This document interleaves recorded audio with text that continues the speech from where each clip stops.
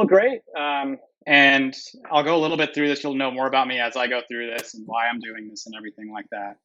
So this is called Healthcare Workers for Financial Independence. So what is financial independence? Well, financial independence is the status of having enough income to pay one's living expenses for the rest of one's life without having to be employed or dependent on others. It's income earned without having to work a job, which commonly is preferred as having passive income. This is a Wikipedia definition, so it's a little bit involved, but essentially it just means having that freedom to do what you want, essentially. And what is FIRE? You guys may have heard these things. If you're into this stuff, you'll hear FIRE and FI. FIRE is a lifestyle movement with the goal of gaining financial independence to retire early. And if you guys don't mind muting yourselves too, a little bit of background noise there. So FIRE is a model of retiring early. It became popular in the early 2000s, 2010s, and it gained traction through online communities, forums, blogs, podcasts. The founding fathers and mothers of this were Mr. Money Mustache, Mad Scientist, Financial Samurai, Position on Fire, Retire by 40, the Retirement Manifesto. And this was really popularized because people just wanted to retire early. And they wanted to use that financial freedom to do that. But why did I call this meeting FI versus FIRE? Well, I feel that obtaining financial independence is the actual key that will enable you to be free to do what you love. If it's your job, if it's anything else, do the job you've always wanted to do, practice medicine, a side gig, hobby, or retire if you want. I'm not a fan of retiring early, not doing anything, is what I mean. I feel that if you want to retire early to do something you love, that's perfectly fine. But I'm not saying also don't practice medicine forever unless you really want to. Do it on your terms, but really don't stop doing everything and just sit on your couch. Like I'm always saying, always be learning, always be doing something to keep your mind active. No one wants Alzheimer's. So that's really why I called this FI instead of FIRE. And that's where a lot of people, there's arguments in the community, but I think FI is a better term for this. True or false, healthcare workers, doctors, nurses, RTs, CRNAs are good with money. Anybody can answer this. False. I think they're getting better. I think we're bad. I would agree, only because of what I've seen. And that doesn't mean that I think healthcare workers are teachable and actually can manage their money well, which is 100% the case, because we're very well educated and we have a lot of resources. But in general, I think the White Coat Investor started his blog and podcast because healthcare workers are bad with money. We didn't go to business school. You could even argue they're not great with money. But at the same time, this is not taught in school. We're not taught what to do with our income. You start making a lot of money, all of us, CRNAs, RTs, nurses, doctors, OTs, PTs. You don't know what to do with it. You blow all your money. You don't know how to invest it. And you're working forever. You get this huge paycheck and it just turns into this rat race. So that's why I wanted to do this, for one of the reasons, which we'll go into. But in general, healthcare workers I've seen are not great with money. So now, what is the number one reason for burnout? Anybody can answer this also.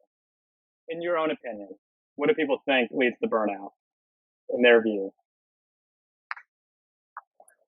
I was going to say, like, not feeling adequately compensated. Could be one. That's a good one. That's a good one. And I 100% agree. Anyone else have any other thoughts? Just like volume, work volume, expectations, like demand. Yeah. Yep. I love that one.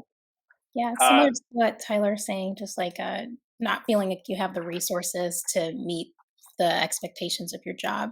And then also I think people are burnt out because of like EMRs, just added paperwork and just finishing your job after you've seen the patients. Yeah, I love it. I think they're all good reasons. I chalk it up to too many hours worked.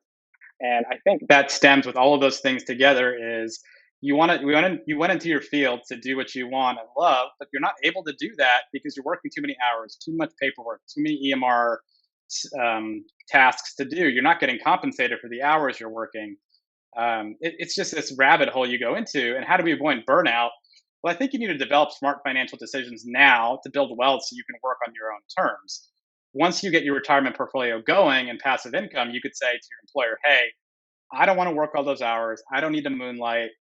I'll work 3 days a week or whatever. You always have to negotiate these things, but do the projects you want to do. Maybe do medicine half the time, 25% of the time, no time, but it's essentially you want to do what you went into it. Some people say, hey, I want to practice medicine and to my best of my ability, that's all I want to do. Great. Well, do that so you don't get burnt out, so you can be the best for your patients. And then at the same time, have that money coming in so you don't have to work so many hours that you're not doing that anymore. And, we'll talk a little bit about too what my goals are, but that's a big part of this. Too many hours, and that's how we avoid burnout. So why did I do this? And why am I doing this? And I think it's years of noticing those in our field make bad decisions with money to empower everyone that they can manage their own money without a predatory financial advisor, and to educate you on how to pick a good advisor if you want to go that route. I'm not saying they're bad. There are good advisors. But I want you to have the lingo to talk to them. I want you to be able to have the knowledge so you're not getting taken advantage of in everything. Investing, student loans, estate planning. You can build your own thing and show them and have the knowledge to go to them and say, hey, this is what I learned and this is what I want to do. And how do you actually pay them correctly? To ensure everyone is set up financially so they have good retirement, whenever that is. Teach about different avenues of passive income. There's not just one route. How you can start investing wisely to replace some or all of your income. Make sure you're picking the right products to insure against catastrophe. We work this hard, we train this much, and if you get hurt, and you don't have something like disability insurance, and you're not gonna, it's all gonna go to waste, and you're also not gonna get your life paid for, and it's really one of those things that I feel everyone needs. But whenever you always get these emails from advisors or disability insurance agents, and you don't know whether to pick between your hospital's ones or the advisors ones. They're trying to sell you something. We'll do a whole session on disability insurance, how I picked it, read all the White Coat Investors blogs on it, listened to many podcasts, talked to the agent at Guardian, had writers on mine to ensure that, I'm at a great rate now. I could always increase my benefits. They don't, I have a lot of these like life inflation riders on it. So that's really where we're going to talk about that too. Talk about resources, books, podcasts, blogs that I love. We can share too. Talk about changes in the world of investing and the tax code. Safe avenue for questions and discussion is a big part of this. And I think the first couple of these, and I'd love feedback as we go, maybe more me talking, but I want to leave time for questions. And once we've talked through a lot of information, it could just be people bringing questions online, offline, and we talk about it. Share success stories, keep each other accountable. And in general, I want to give back. So why listen to me, right? Who is this random pulmonary critical care fellow who made this meeting, and why should you, be on here? I'm a financial nerd. 5 years worth of constant reading on the topic of investing, financial freedom, retirement accounts, insurance, estate planning, taxes. In 5 years, I put together a 6-figure retirement portfolio despite 6 figures of student loan debt and being a resident fellow. And, I think it's possible to do these things. Some people have more, some people have less. That's totally fine. But, I started early, and I want to share that with people on how I did it and how, I've done this on my own. Constantly keeping up with podcasts, books, and blogs, new information in the entire FI and investing space. This is my hobby. I love doing this. Talking about travel hacking, we'll talk about that later. But I've done stuff like that to not pay for travel in the last 5 years. Paid for all my interviews, hotels, every flight in the last 5 years. Me and my fiance Anna's honeymoon is completely paid for, and I'll teach you guys how to do that if you want to listen on that. Real estate nerd. I believe real estate is super important. You don't all have to do it. You can invest in different ways in it.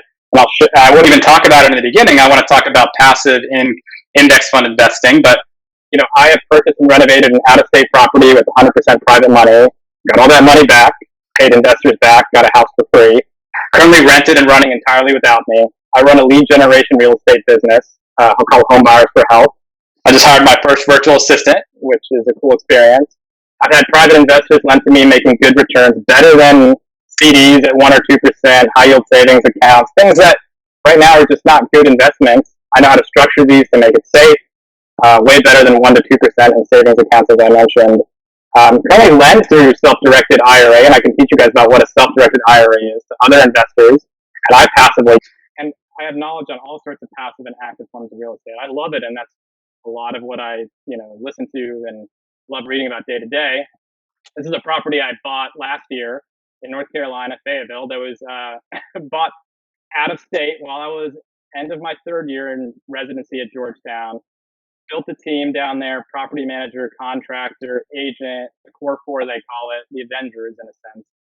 This property essentially was a probate, which means that somebody died and went to their heirs. It was in complete distress, not completely, but it needed a lot. The bathroom was torn apart, nothing worked, completely outdated. You can see the gutter here is falling down, half the roof was broken. And this is what it looked like after my contractor went through it. And it completely runs without me right now with a good property manager, and I get good passive income from that. And this is what I've gotten myself in recently. So I'm working on this right now, but it actually looks better, as of the last week. So we're making progress on that. So all of these things just to show you, I've done this stuff and we can talk about it. Hopefully there's some credibility there, but really the big thing is I'm one of you and I love what I do. I'm not trying to sell you anything. So I'm not trying to say quit what you're doing. I'm just trying to teach you and give back. And I'm heading towards being an academic interventional pulmonologist. And I want to stay and do that. And I want passive income to replace an income so I don't have to go into private practice. And nothing wrong with that, but I want to do research, get grants, advance the field. And I want that differential to be paid for from private practice to academic from passive income and real estate. You can do this any way you want to, and this is how I'm structuring the way I want to do it, but I'll teach you guys how to do it any way you want. And I love what I do, and that's a big part of this too. But I'm not an expert. Anything I do not know, I'll look up for next time, or say I don't know it, or I'll write it down. I'll do my best to find the resources if necessary and send it to you. You can always ask me offline or online. I think as this evolves and you guys stay, and we do more of these, and then we can kind of maybe do a Q&A type thing or mastermind. And I'm not a tax professional or attorney. I cannot give legal or tax advice for your situation outside of general concepts. I can always help you look through it, but you always need to seek a professional. And I always recommend you, as you go through your career, get the team and professionals. You can do things yourself for a while, and I'll teach you how to do the investing side of it. When it comes to taxes and legal stuff, it's very valuable to have a CPA or somebody like that behind you. So I wanted to start with the millionaire formula. And this was taken from Bigger Pockets, which is a real estate podcast, episode 503, 504. And they went through 10 really principles, as they would call it, that make for a millionaire. And I loved it so much that I took it here. And I think it should be the principles of our group to help you crush your goals and your dreams. I did take out one or two that I felt didn't fit with just general things that were more real estate oriented. But I really want this to be the foundation because it ties into everything I want to talk about. So number one, I want you to, aim for a target and set your goals. What are your 6-month goals? What are your 1 year, 5 year, 10 year, 30-year goals for finances? When do you plan on retiring? When do you plan on cutting back? Like, what number do you need to do that? What is your income and expenses, which we'll talk about? If you're not tracking it, you can't plan for it. So really, I think there's several ways to do this. And this also helps you prevent deviation and creates a foundation. I'll first go through this first one here called an investment policy statement. Has anyone ever heard of an investment policy statement before?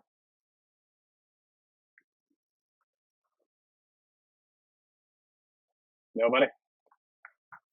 No. Great. Well, this is a big thing from the white coat investor that he brought up a long time ago and now it's kind of taken off. Can everyone see this, my Excel file? Everyone's still seeing my screen? Yep. Okay, perfect. Yeah. Thank you. So what an investment policy statement is, it's your guidelines. It's your rubric, it's your philosophy, it's your goals. And what I do is I create an Excel file called Portfolio, and it has my investment policy statement in it, but it also has me and Anna, my fiance's, entire sort of portfolio in here. And I'll show you when we get to actually how I invest and how easy it is. I run everything through here, just type in a few numbers with asset allocation. I have calculators in here. This is an internal rate of return calculator, different things in here, just little things, but I keep it all in the same Excel file. So to keep it easy. But my investment policy statement is always the first tab. And really, my investment policy statement has a philosophy, and we'll go through this as we go through everything. My number one thing is I want to invest in a diverse portfolio, keeping expenses low. Self-manage as much as possible. Try to keep expense ratios low. And this is what we'll talk about the benefit of you doing your own investing is. Two, if investing in the stock market, stick to passively managed broad-based index funds if you're doing that with low expense ratios. And, we'll go through that. I'm not necessarily saying don't invest in individual stocks, but this is my sort of baseline that I think has performed. Passively managed index funds have performed better than active stock management year over year. And that's part of my philosophy. Accept market returns, rebalancing with monthly investments. A lot of the times you're going to beat the market. A lot of times you're not. The key is you want to match it. If you match it in dollar cost average, which we'll talk about, you're going to crush it. Buy in up and down markets. Don't sell, in down markets, and don't sell in up markets. Buy all the time, dollar cost average, and don't panic sell. Have a favorable active real estate component until 50. This is me. This is not, everybody, but this is part of my goal. And then transition to more of a limited partner role, which just means I'm more passive, investing with syndicators. Always take a match from the employer. Free money. Max out Roth accounts yearly and do the backdoor Roth and available. Don't worry, we're going to talk about all of this separately. I'm just showing you what's in my investment policy statement. Max out my HSA yearly, buy assets and not liabilities, live below my means, avoid lifestyle creep, pay off all credit cards by bill date. The next thing, I think they muted. The next thing is track your net worth. Has anybody heard of personal capital before? Does anyone use it? No. Yes. What do you think about it? It's pretty good. Yeah. I also used Mint. Yeah. I thought Mint was for user friendly, but maybe the advice on personal capital was more detailed. Yeah. So both are great points there, and I think personal capital is really replacing Mint. I put Mint in here, but I took it out. So this is the investor policy statement taken from White Coat Investor. If you need it, just type in investor policy statement into Google, and this will come up. Personal Capital is this cool app. It's a digital. It can be used on your phone, on a tablet. It's got its own sort of online platform that really does everything now. Tracks your net worth. You can actually track your expenses, income and expenses. You can actually see all your investment allocations in it, and it keeps everything in one place. Mint's a good one also. It just can't do everything. And then figure out your why. That's the biggest thing of why we're doing this, is that you can do all of these things, but if you don't have a clear goal in mind, I don't think it matters at all. And figure out, do you want to, let's say, replace a part of your income?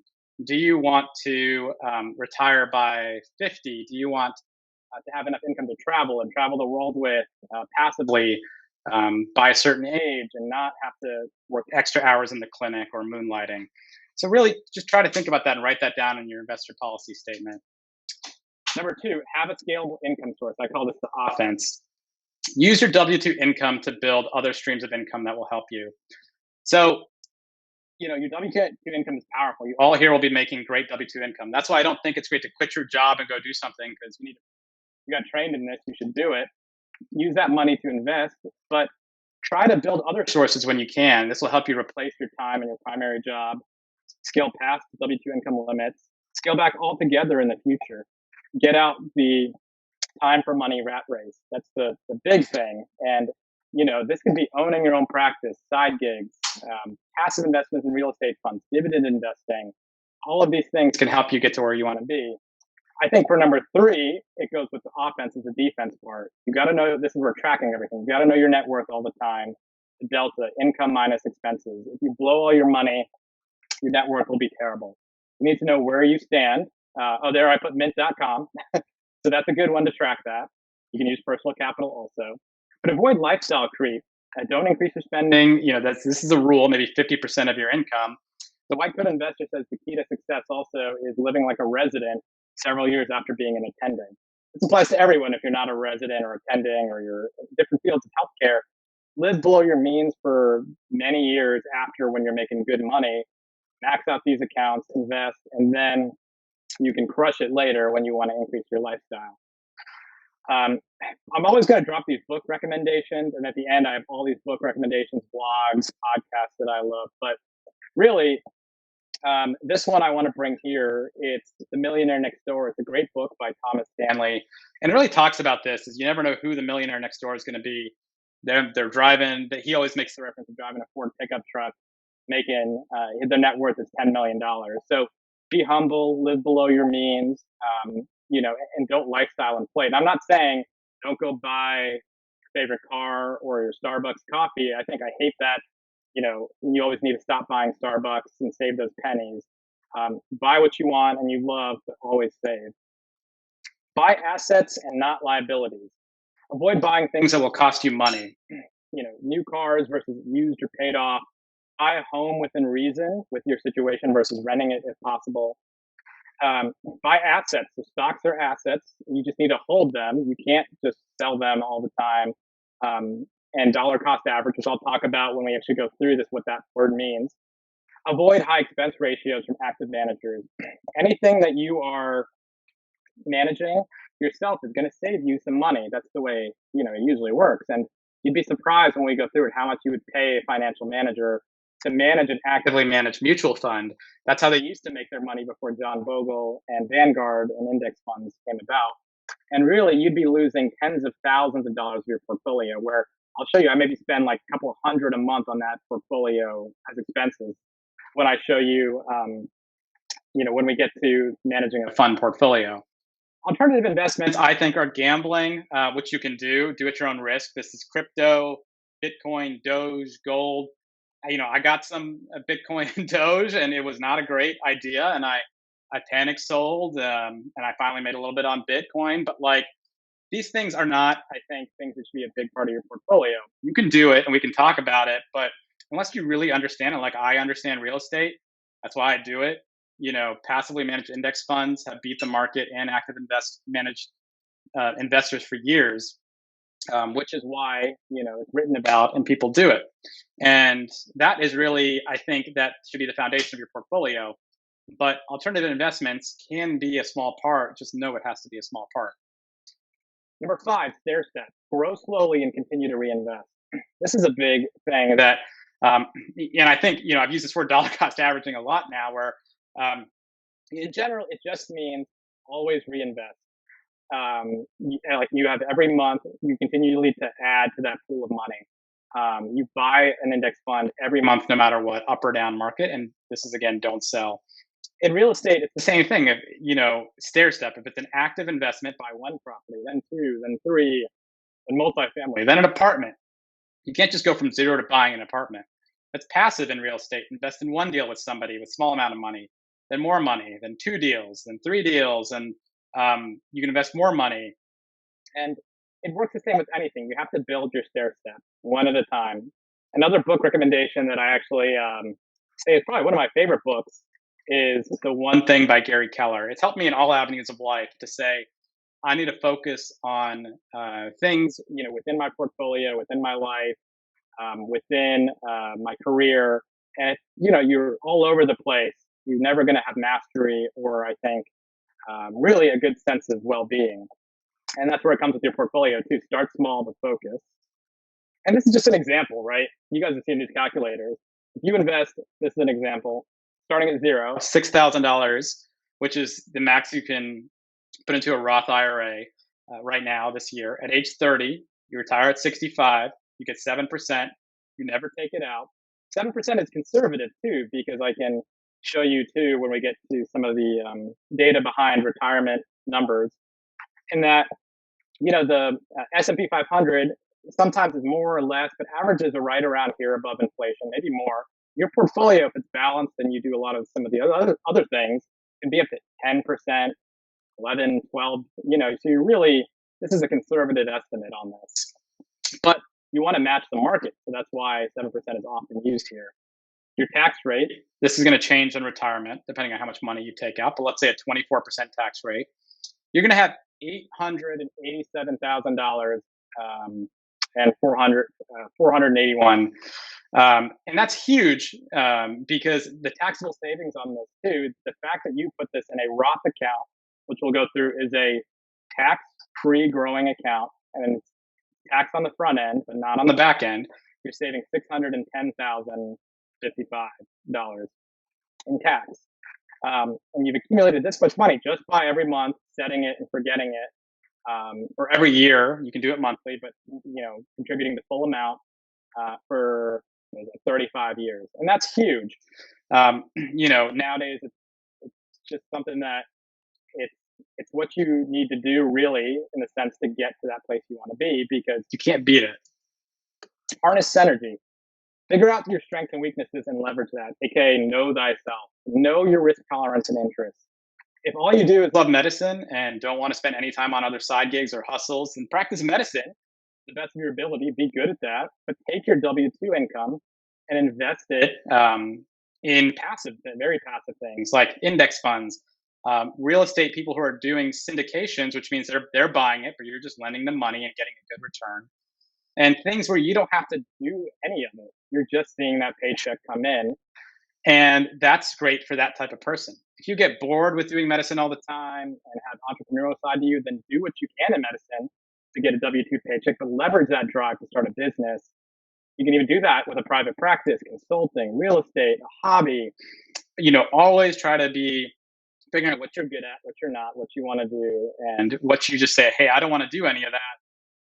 I want to stay away from that. Number 7, get around people who think the same way as you. I think this is huge, and this has helped me a lot. That's why we're doing this meeting. Everyone thinks the same way. That's why you came to this. And I asked you to come. So this is really something I think that's important. Go to conferences when you can. White Coat Investor, I'll refer to him as WC. And if you guys don't know who White Coat Investor is, I'll be referencing him everywhere because he is, I think, the founding person for this. I think for getting people in the healthcare industry to know about their money better. And he constantly blogs and has podcasts over, I think, 8 years now of content. He has a conference every year. It's really good. It's often in places that are nice to go to, golf courses, nice hotels, resorts. And he has guest speakers. He gives a really good, a lot of books out. Guest speakers are all either physicians or people in finance who, can talk about different types of investments, estate planning, taxes, everything. FinCon is a general financial independence one, not even related to healthcare, which is a great one. BPCon, that's bigger pockets, it's a real estate one. Local meetups, virtual meetups, Facebook forums and groups. The White Coat Investor has a great Facebook group you can ask questions to. He also has a forum. And you are the sum of the 5 people you hang out with. So that's really the important part of all of this. 8, commit to continuing to improve in pursuit of excellence. It sounds obvious, but it's rarely done by people. You want to push yourself to do a little bit of action every day. Small sums make big action results. Always ask yourself, what could you be doing better? And can you improve the way you're making money to spend more time with your family? And it's really, learning from your mistakes. I've definitely made them. Learn from them and improve next time. Making mistakes is often better than continuously succeeding, I think, because success is great, but you don't really learn much from success. You learn more from failure. And once you focus on your why and one thing with the pursuits of excellence, I think anxiety goes away. And that's what that book, The One Thing, talks about.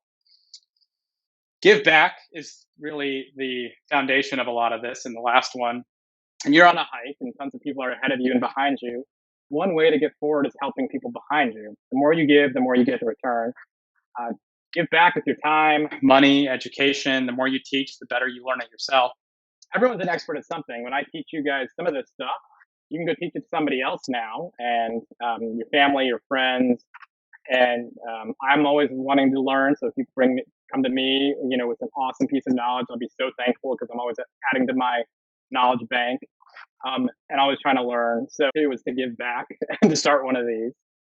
And how much do I need for retirement is the next section. And before I move on to that, does anyone have any thoughts or questions on any of these rules? I know it's kind of cheesy, but I just thought I'd lay it out before I move on. Cool. Well, I hope everyone thinks about those things and kind of makes it the foundation of your life. And I think I'm making our meetings sort of all centered around that. So I wanted to move on now to the question, age-old question, how much do I need for retirement? It's a tough question. This is personal for everyone and takes into consideration how much you think you need to replace your income when your work stops to, when you stop working to maintain your lifestyle. And it's really tough to answer this because you could retire at any point or you could semi-retire. Like I said, I don't like the idea of all the way retiring unless that's what you want to do. But you want to think about a number that will replace a certain part of your income, or think about for the future when you actually retire, what number do I need? There's rough guidelines, largely out of date and not directed at the HWFFi movement. This study I'm going to show you, which we're all academics here, and we all love seeing studies, is that this was actually looked at in, I think, the 80s. It's called the Trinity study, and it looks at the 25x rule or the 4% rule. And this is a study from 1998, a little older than I thought, by three professors at Trinity University, Cooley, Hubert, and Waltz. They looked at data from 1926 to 1997 for a handful of investment portfolios made up of a combination of 50% stock and bond over 15 to 30 years. And they looked at a wide variety of withdrawal rates, and they wanted to determine what was the safest withdrawal rate to make sure that somebody didn't run out of money. A lot of variability here, especially with returns at the time, and a very rigid portfolio here. Really, they came up with this rule called the 4% rule. The study determined that a retiree could withdraw 4% for the first year and then adjust for inflation every year, which would thus continue to grow with average market returns. And you would not run out of money in 90% of people for 25 years. And that's based on a 50-50 stock portfolio. That's where the 25x rule comes from. It's derived from the 4% rule. It was to tell people a final number. So let's say you want to pay yourself $70,000 per year in retirement to live off of. You multiply 70K times 25 and you get $1.75 million. And that's from taking 100% divided by 25 years in the study, which is 4%. And that for a long time, without people figuring out their numbers, like I got to do the 4% and 25x rule to get to my number and put that in my investment policy statement, which I think is fine, but there's problems to this.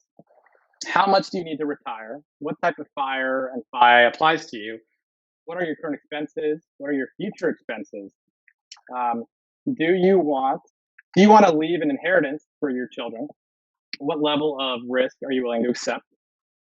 When are you planning to retire? Huge question. How many people, many people do not anymore just have a 50-50 stock bond portfolio. A lot of alternative investments. I love real estate. That's why I think that this is not a great number to go off of. And what's your tax bracket going to be in retirement?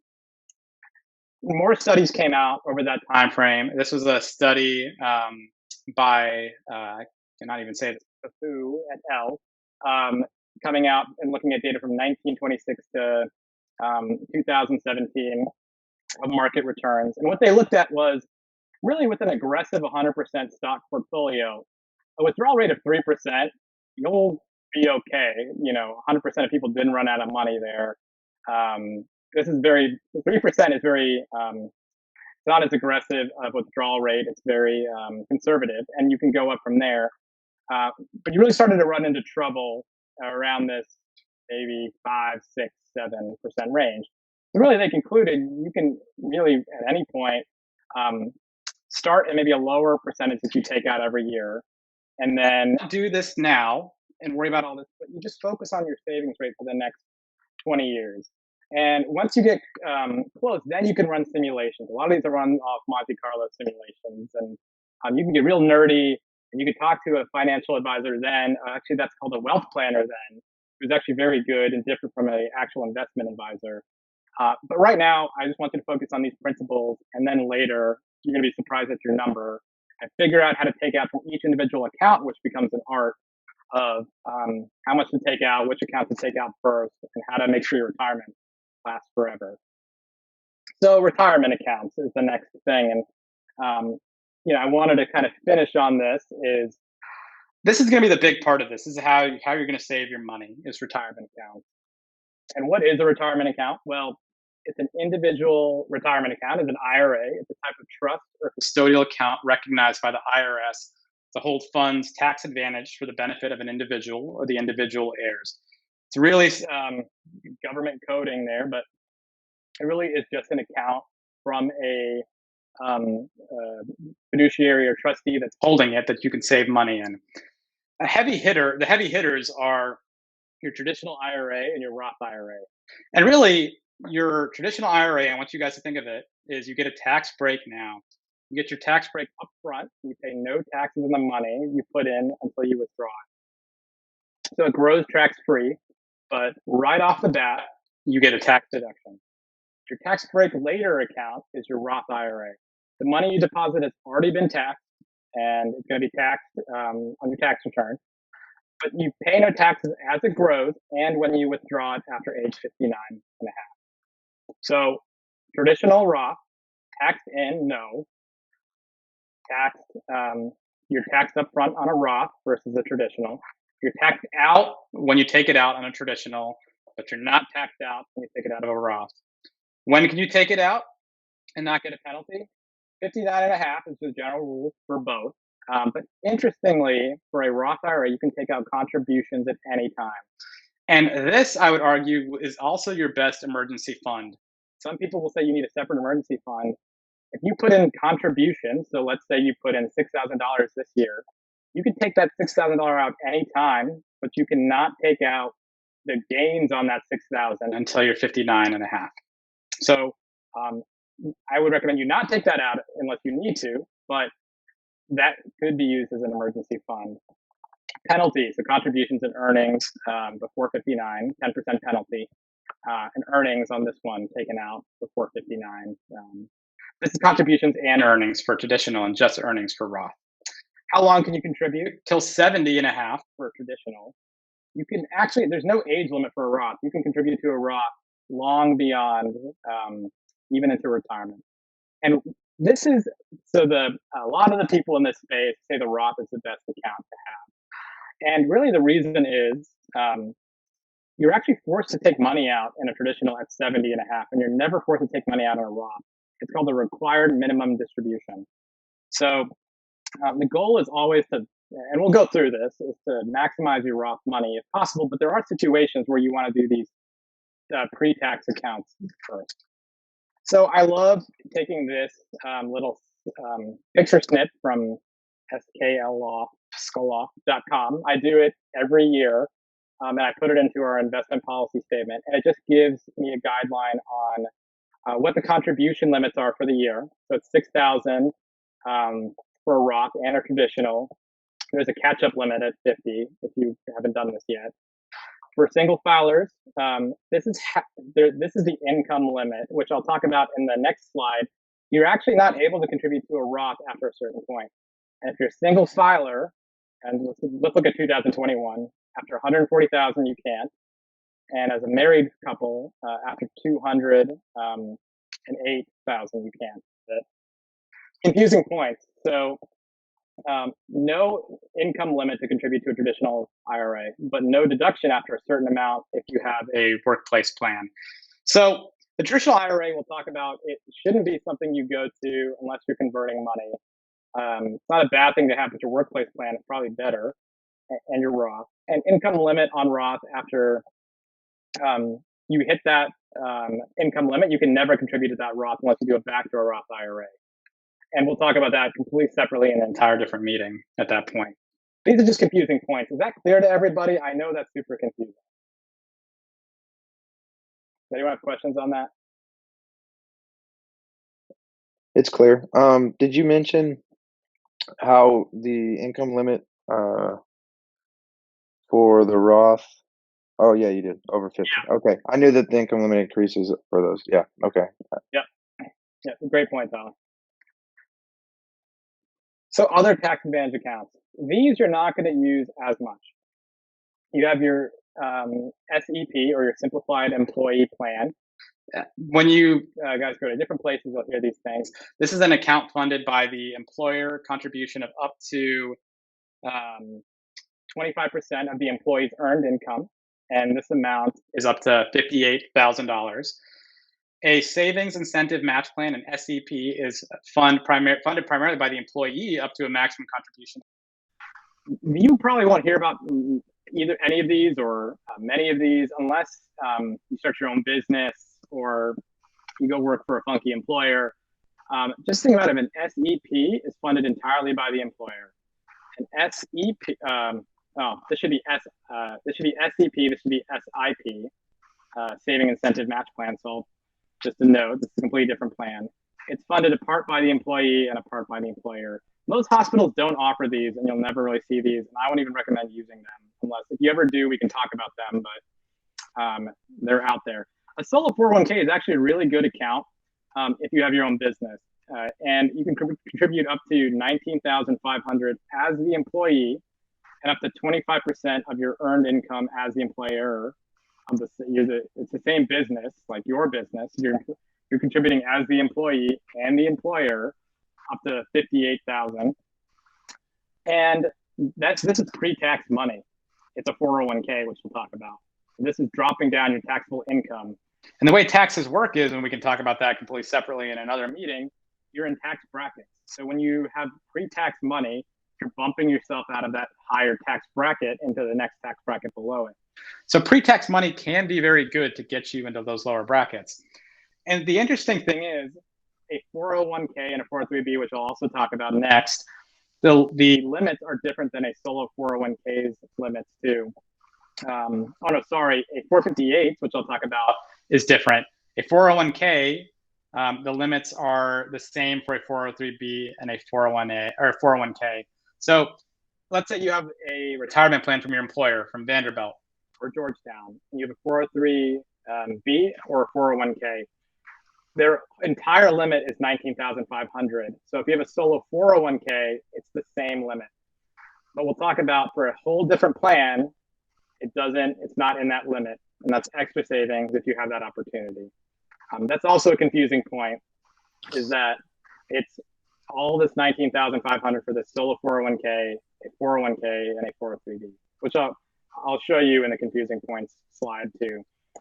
An HSA is an awesome account. It's actually said to be one of the best retirement accounts you can have. It's known as a stealth IRA or best IRA that no one knows about. Vanderbilt offers it. They offer a flexible savings account and a health savings account. People confuse the two. Your health savings account is a retirement plan in the sense of it's triple tax deduction.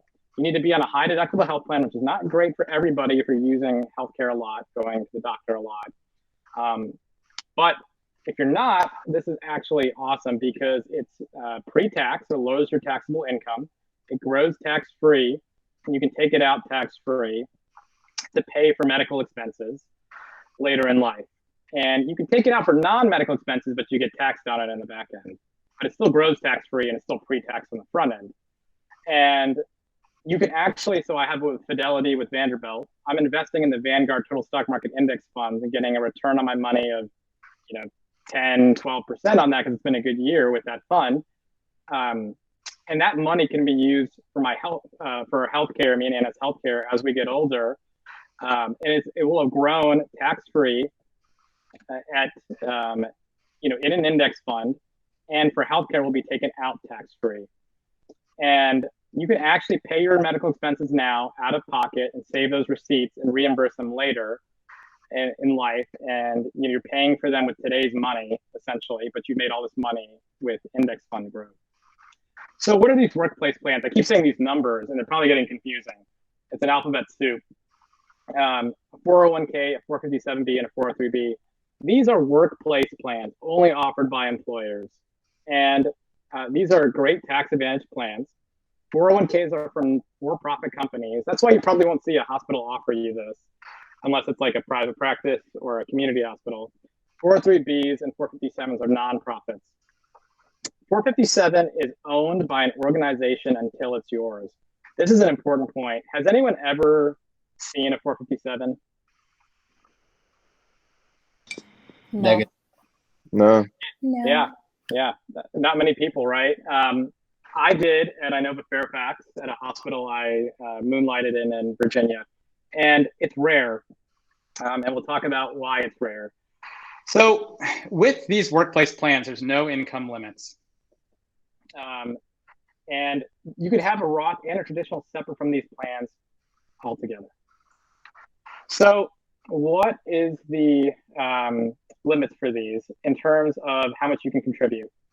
So for 2021, for a 401k, 403b, and 457 plans, it's $19,500. That's the max that the employee can contribute. Now the employer can contribute another half of that to get you up to $58,000. That's completely separate. Except for 457, all you can contribute is $19,500. Your employer can't really contribute that much past that. There's catch-up contributions.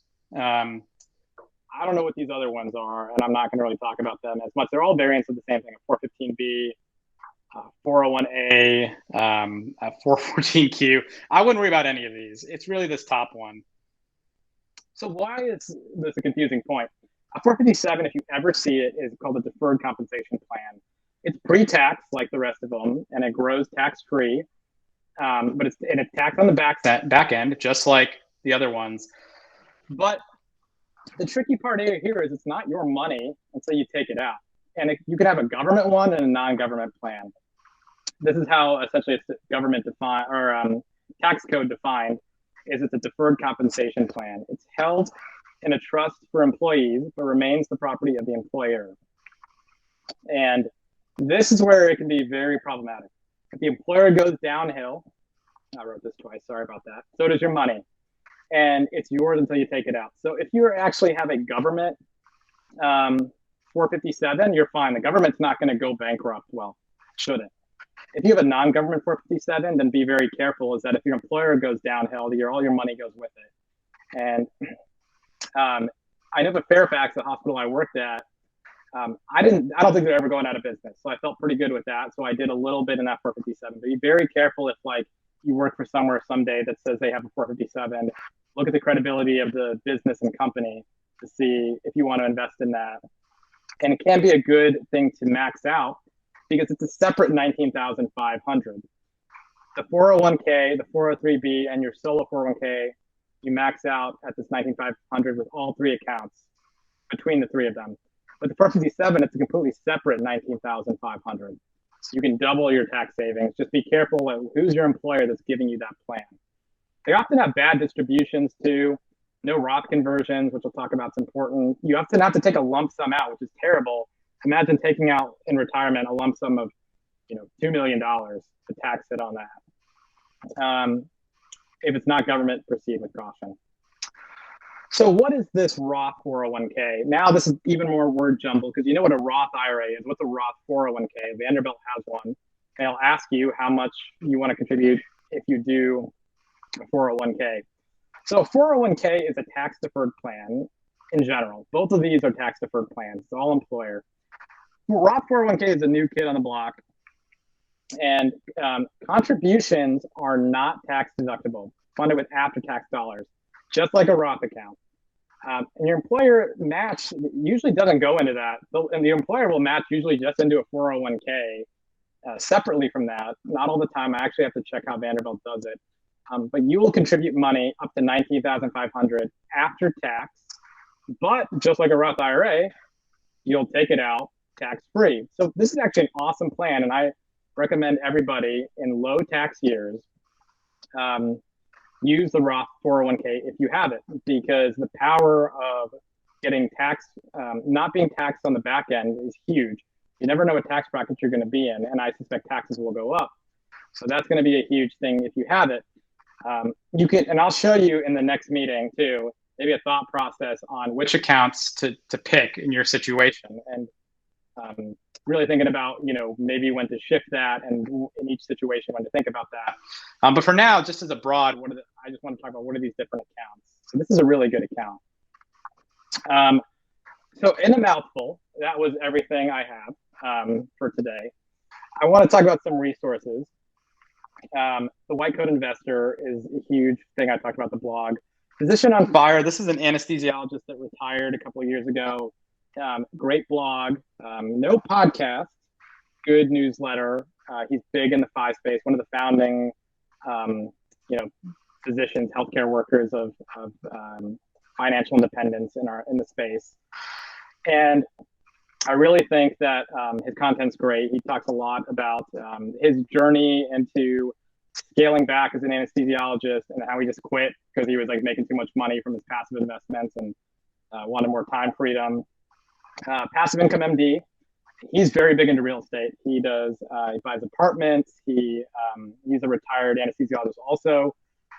Anesthesiologists are some of the better ones with money, I think, and ER doctors, from what I've noticed, as white coat investor is. But this is a good one, and he's got really good blog posts. Bigger Pockets, real estate. Mr. Money Mustache is still a great financial independence blog. Financial Samurai, Matt Finance. These are all older ones, but they have so much good content on all those 25X rules, 4% rule, retirement accounts, Frugal Woods, Millennial Money, Think Save Retire, JL Collins. I'm more of a podcast person. I don't really read many blogs, so I listen all the time. Anything I'm doing, I'm listening. White Coat Investor is a good one. He just started this new series called something Millionaire, Milestones to Millionaire, where he interviews somebody new every week. This last week was a psychiatrist who I think their net worth is like 10 million and they're retired. A couple weeks ago was an attorney. It's not just healthcare. We had a CRNA on a couple of months ago too. This was a good one, Real Estate and Financial Independence with Chad Carson. This is one of my favorites. It's not just about real estate. He talks a lot about life and goals and mini retirements and vacations. Stacking Benjamins, Motley Fool. HWFFi was actually one of the first podcasts I ever got into.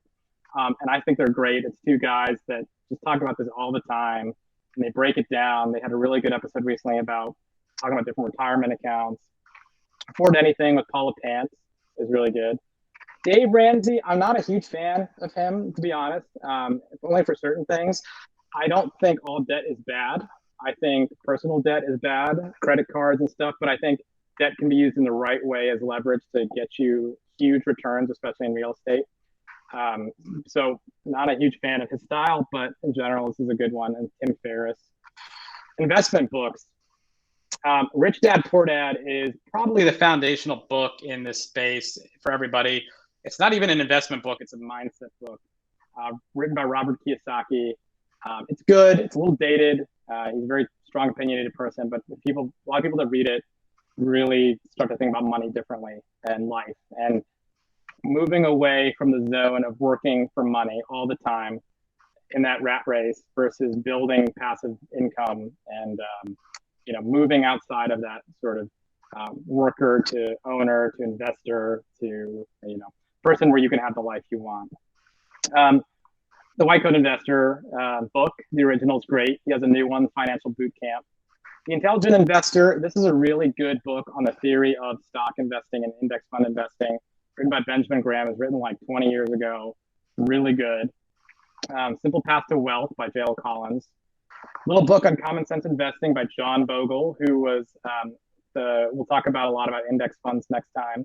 One of the founders of Vanguard, the founder of Vanguard, and he talked a lot about that's the way to go.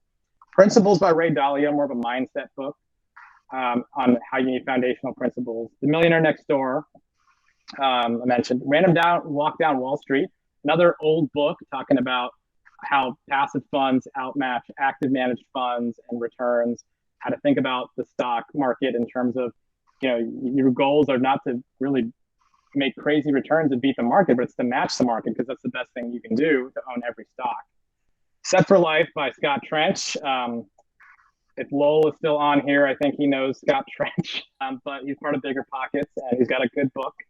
So that's one. I haven't read it personally, but a lot of people recommend it. How to Win Friends and Influence People. This is a big mindset book on everything you're doing in investing and medicine and life. It's a good book on sort of how to win friends and influence people. Real estate books. If you guys ever want to get into this, and I know some of the things are going to come up. Real estate is too active. It's not what I want to do. It's it sounds scary, but I want to, as I go through these things, talk about a good passive component of this, that if you even want to consider it, it's not work at all for you. If you want to be more active, these books helped me be more active. The book on rental property investing, Brandon Turner, he's the host of Bigger Pockets. Buy, Rehab, Rent, Refinance, Repeat, David Green. David Green's also the host of the podcast. This long distance real estate book really helped me invest out of state. Retire Early with Real Estate's a good book by Chad Carson. ABC The Real Estate and Buying Rental Properties by Ken McElroy is a little bit of a dated book, but good. The book on estimating rehab costs by Jay Scott and Flipping Houses. This gets a little bit more into if you really want to get into buying distressed properties, which I think are definitely the way to go if you want to be more active. And The Millionaire Real Estate Investor, Gary Keller. There's many more that I've read. These are just the top ones. Tax books, the book on tax strategies by Amanda Hahn and Matthew McFarland. This is more for real estate. The book on tax strategies too, also for real estate. Tax-free wealth. This is not for real estate. This is a really good tax book by Tom Wheelwright, just talking about like how you want to make sure you're minimizing your taxes going into the future and how to do that. Your goal should always be to try to do that if you can. Through legal means, it's written in the tax code, designed so, as long as you know it, education is power. YouTube channels, I love these channels. The Money Guy Show is really good. It's two guys just talking about their financial advisors. They're just giving great free information. Graham Stephan, Meet Kevin, Investing with Rose, Our Rich Journey. Rob Belt, this is a real estate one. He's a short-term rental investor. So next time, I want to talk about which accounts should I pick and what order. Active versus passive stock market investing, the 3-fund portfolio versus target date funds, and how I self-invest with minimal effort per month, essentially, in these funds. Future topics, I want to touch on disability insurance, HSAs, Roth conversions, the backdoor Roth, the Roth conversion ladder. This is how you access your money before 59. Real estate investing active, real estate investing passive, student loans, taxes, travel hacking, and general wellness. And my homework for you guys is next time, tell me one thing you did to ensure your financial future and start the journey of getting your time back next time we meet. I couldn't have done this without my great fiance, Anna. These are our 2 cats.